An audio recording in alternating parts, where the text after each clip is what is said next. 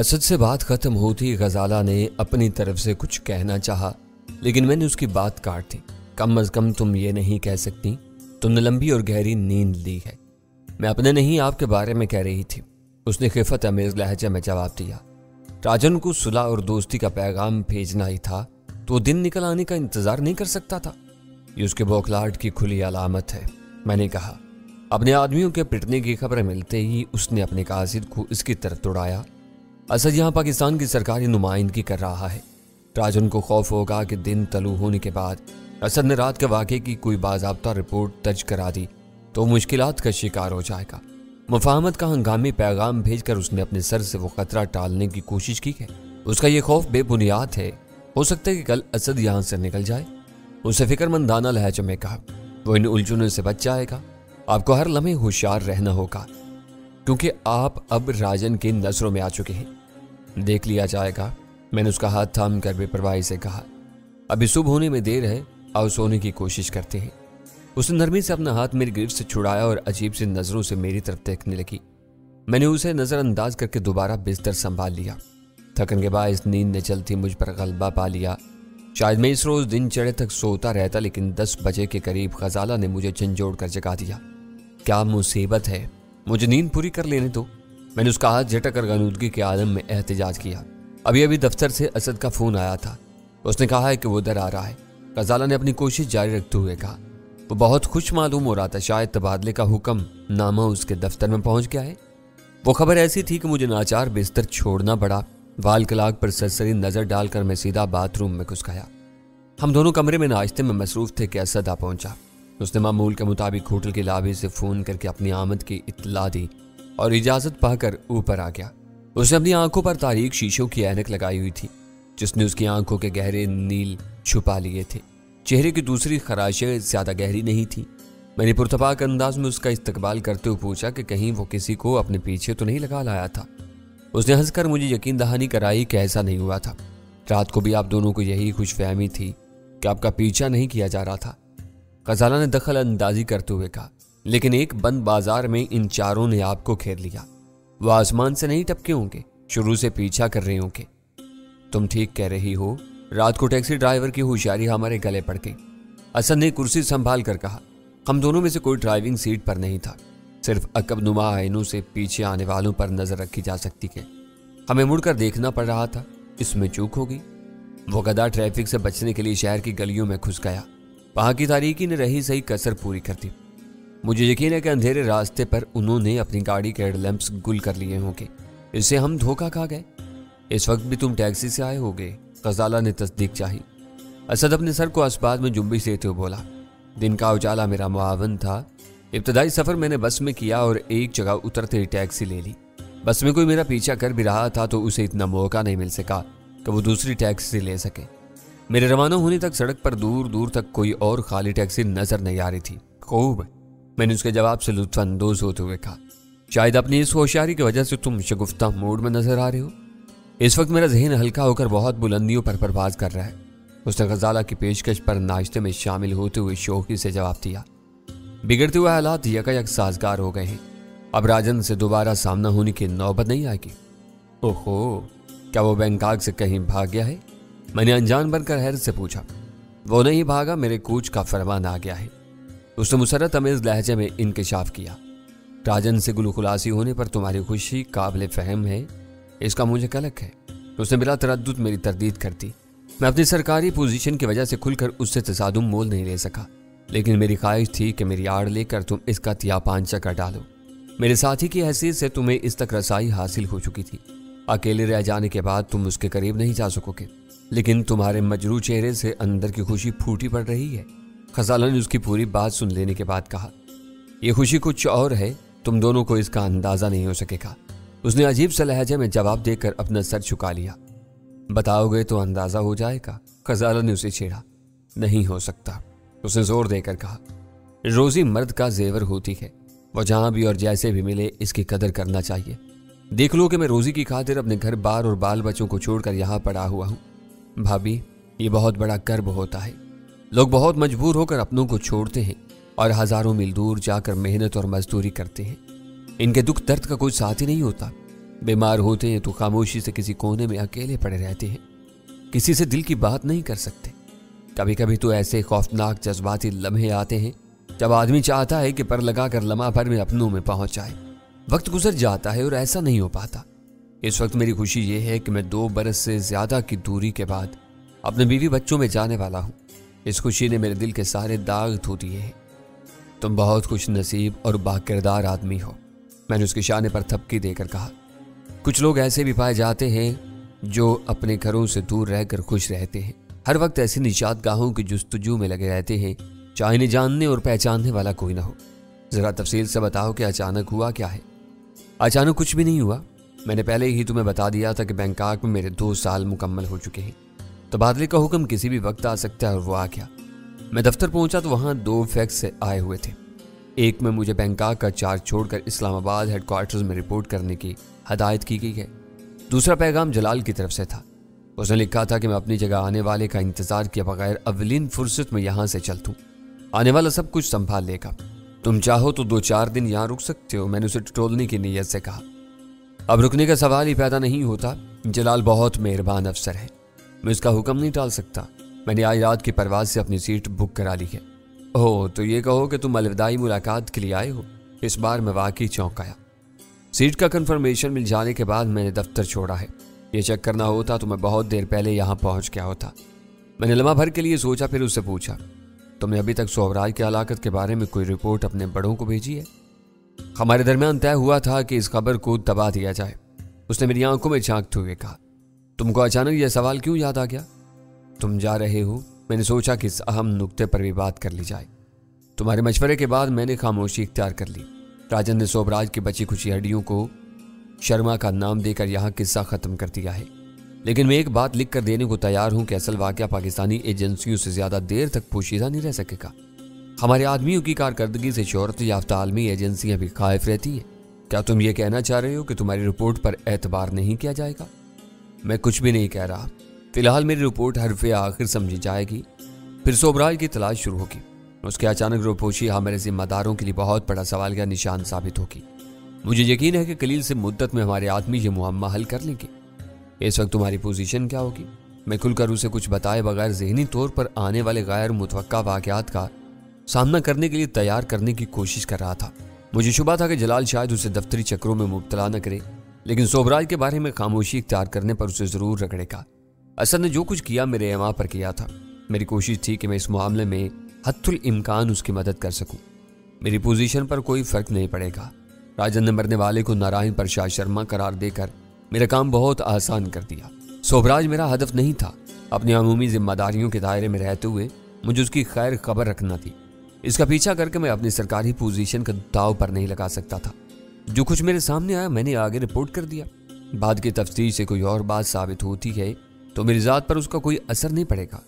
अगर तुम्हारा कोई अफसर या जलाल ही ये कहे कि तुमने दानिस्ता सोबराज के मरने की खबर छुपाई थी तो तुम्हारा मुआक्कफ क्या होगा? मैंने सोचते हुए सवाल किया। यह ख्याली मफरूज़ा है, यह राज हम तीनों के दरमियान है। हम में से किसी की मुखबरी के बगैर जलाल के जहन में यह ख्याल नहीं आ सकता। अपने महकमे में मेहनत करके मैंने सिर्फ अपने घर का चूल्हा रोशन रखा है। मेरी उम्र भर की कमाई सिर्फ मेरी साख है। जलाल तो क्या, इससे ऊपर वाले भी मेरी साख पर कोई शुबा नहीं कर सकते। उसने बहुत बड़ी बात कह दी।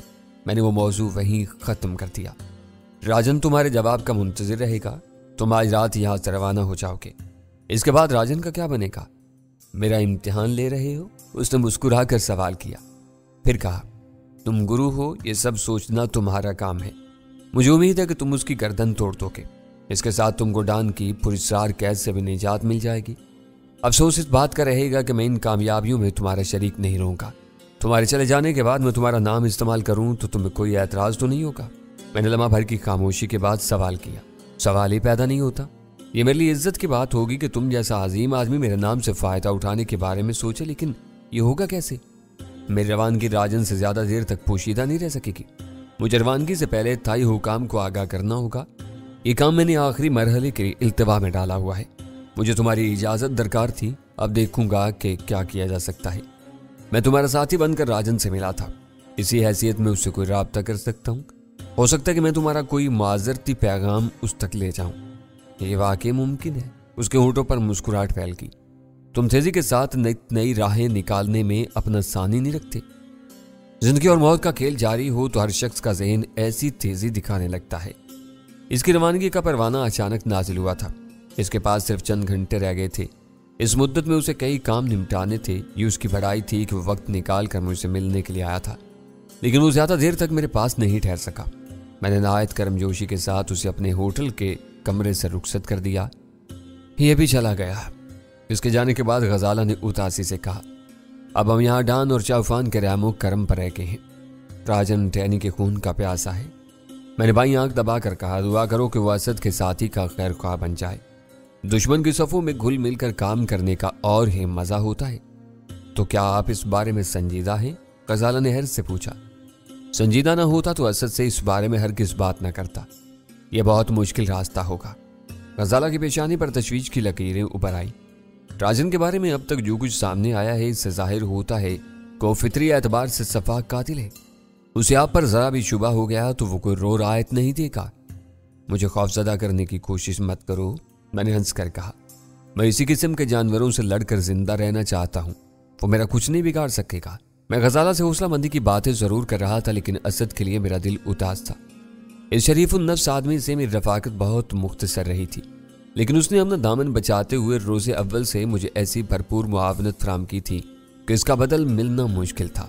अगर उसने अपने थाई दोस्त के जरिए यह सुराग न लगाया होता कि राजन के सफ़ेद लैंड क्रूजर शहर से दूर लोकपुरी में मौजूद है, तो हमारे लिए सोबराज एक भूला हुआ ख्वाब बनकर रह जाता। इसके ताबूत में आखिरी कील असद ने लगाई थी। इसके चले जाने के बाद मेरे बोझ में इजाफा होना नागुज़ीर था। सब कुछ मुझे खुद ही करना था। सोबराज का फितना ख़त्म हो गया था। इब्तिदा में मुझे राजन की ज़ात में कोई दिलचस्पी नहीं थी। डान की खुशनुदी के लिए मुझे राजन से बदतरीन दुश्मनी का सवांग रचाना पड़ा था। बाद में जलाल ने भी उसकी सरकोबी की ख्वाहिश जाहिर की और मैं राजन के राह पर लग गया। डान की ख्वाहिश थी कि बैंकॉक से जल्द अज जल्द राजन का सफाया हो जाए। वो खुद गोशा नशी होने के बावजूद खासा ताकतवर आदमी था, लेकिन खुद राजन के खिलाफ कुछ नहीं कर सकता था या करना नहीं चाहता था। वो जिम्मेदारी मुकम्मल तौर पर मेरे सर आन पड़ी थी। इस वक्त मैं कम अज कम 3 समतों से राजन के खिलाफ महाज खोलने की पोजीशन में आ चुका था। सबसे पहले उसकी वाइट हाक नामी लांच मेरी नजरों में आई। अगर चाउफान जरा सी भी दिलचमी से काम लेता तो आने वाले चंद दिनों में राजन की वो पुरशिकू लांच समंदर में गर्क हो सकती थी।